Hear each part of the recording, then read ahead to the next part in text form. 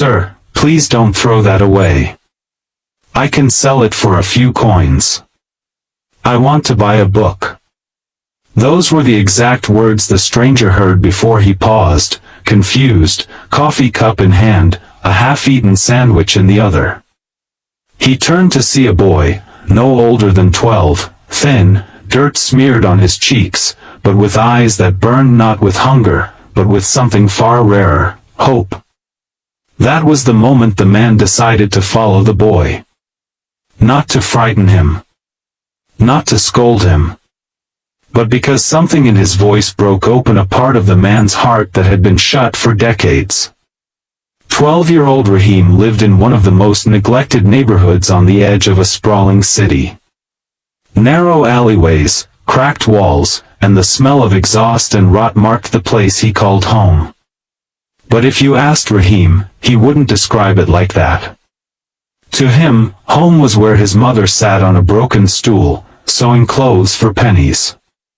Where the morning sun peeked through the torn curtain and where, each night, he lit a candle to read a second-hand book he'd picked up after days of collecting bottles, cans, and broken electronics. Ever since his father died 3 years ago in a construction accident, Rahim had taken it upon himself to support his mother and continue his studies, no matter how hard it got. He didn't beg. He didn't steal. Instead, every morning before school, he dragged a makeshift cart down the street, collecting recyclables and trash. To some, he was just another slum kid. But to himself, he was a student. A dreamer. A future someone. But dreams are fragile in a world that favors the wealthy. One afternoon, Rahim stood outside a bookstore downtown, his pockets full of coins, his shirt clinging to his sweaty back. He stared at the book in the window, Wings of Hope, The Life of Abdul Kalam. It cost more than he had. Again. As he turned away, he whispered, maybe tomorrow. What Rahim didn't know was that he was being watched. Mr. Nathaniel Ross, a quiet man in his mid-60s, sat inside the nearby cafe, his business files untouched. He had seen the boy pass by for 3 days now, always pausing, always counting his coins, always leaving empty-handed. Nathaniel had built an empire in technology. He had all the wealth one could dream of. But what he didn't have anymore was a reason to feel anything, until now. Rahim had become a silent routine in Nathaniel's days. The boy's small hand sorting trash, his smile when he found a working pen, the way he tucked his books under his arm like treasures, all of it stirred memories Nathaniel tried to bury. Memories of his own childhood, growing up in the slums of Birmingham, stealing bread for his little sister, hiding under bridges during the rain, and a mother who whispered, "You'll change the world someday." But he had never given back. Never looked back. So one evening, after Rahim picked up a dented microwave from a dumpster behind a supermarket, Nathaniel rose from his seat and followed. Rahim didn't hear the footsteps until he turned the corner near his home. He tensed. He gripped his bag tightly. Too many kids he knew had disappeared in alleys, sold for parts, or worse. He started walking faster. "Hey," the voice called. "Wait." Rahim broke into a run. But the man didn't chase him. He stopped. "Your book," Nathaniel said, holding up a bag from the bookstore. "You were staring at it for days. I got it for you." Rahim froze.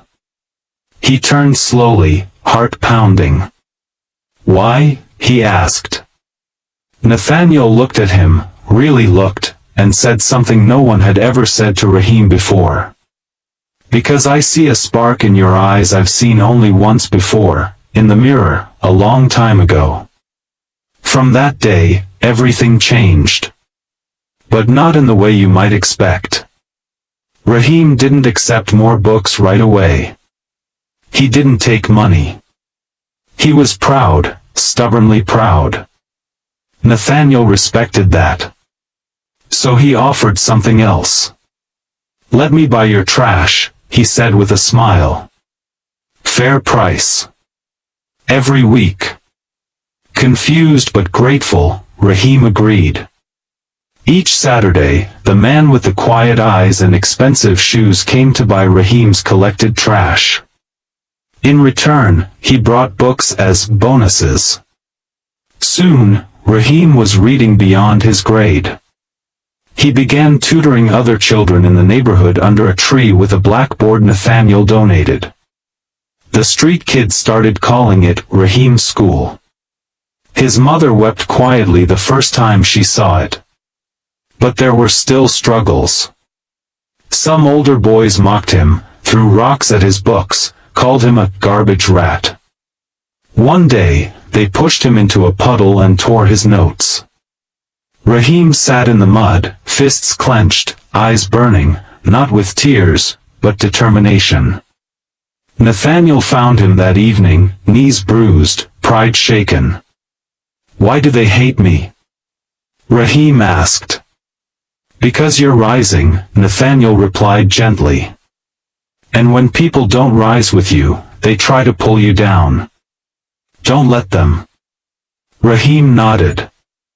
He never asked that question again. Years passed. The tree school became a tin roof shelter, funded quietly by Nathaniel. More kids joined. Local authorities noticed. A journalist visited, wrote an article titled, "The Boy Who Picked Trash to Educate a Village." Donations poured in. But Nathaniel never let anyone know he was behind it all. Not until the day he passed away, quietly, in his sleep.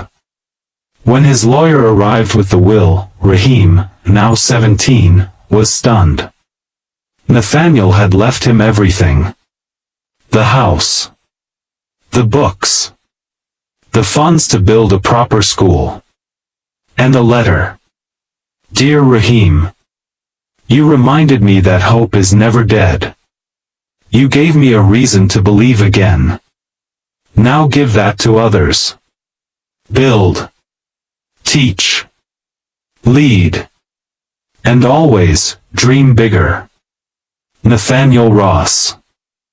Today, that same tree still stands. But beneath it now is a marble plaque, the Nathaniel Ross School of Hope. And inside, a man in his early 30s speaks to young boys and girls, holding up a battered book about Abdul Kalam. "I was once like you," he tells them, "I picked trash to buy this. But a stranger gave me something far more powerful than money. He gave me belief." And so, the boy who picked trash became the man who picked souls out of darkness. Because someone, once, followed him home. Not to hurt him, but to light the way.